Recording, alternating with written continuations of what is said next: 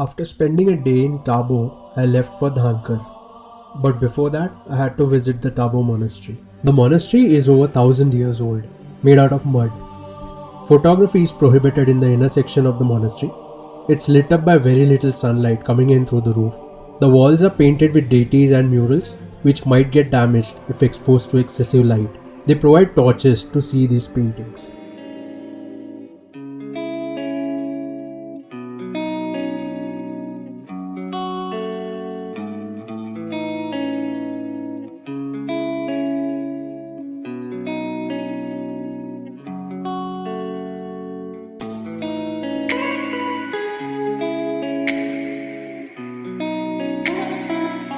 The Spiti continued giving me some company when there was not another soul around.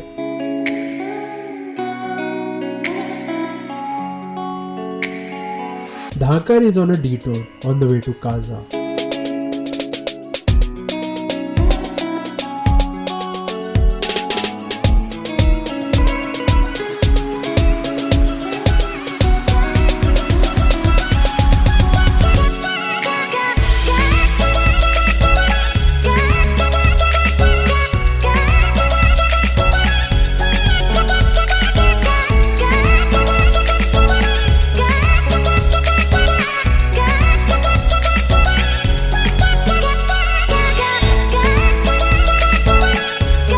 Yup, I suppose all the barren land around the road is a no parking zone.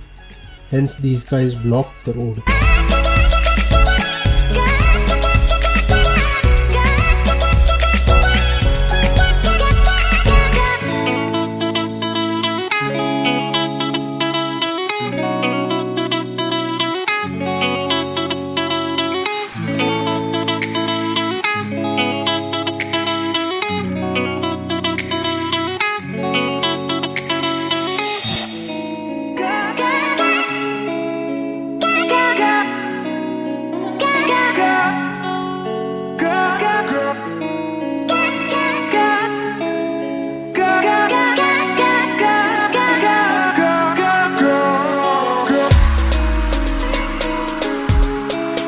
I saw this wooden footbridge on the way and decided to stop. I spent a lot of time clicking pictures since Dhankar wasn't too far off and I had enough time on my hand.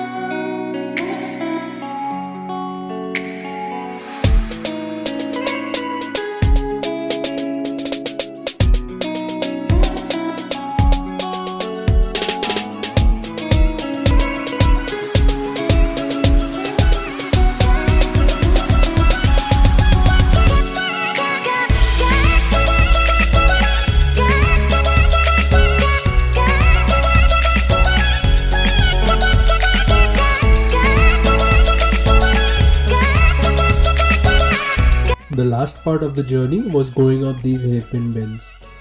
I wonder what were they called before hairpins were invented.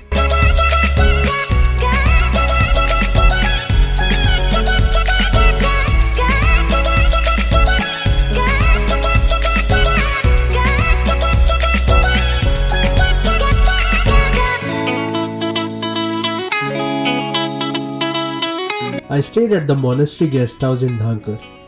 They had some great food and a beautiful view from the terrace.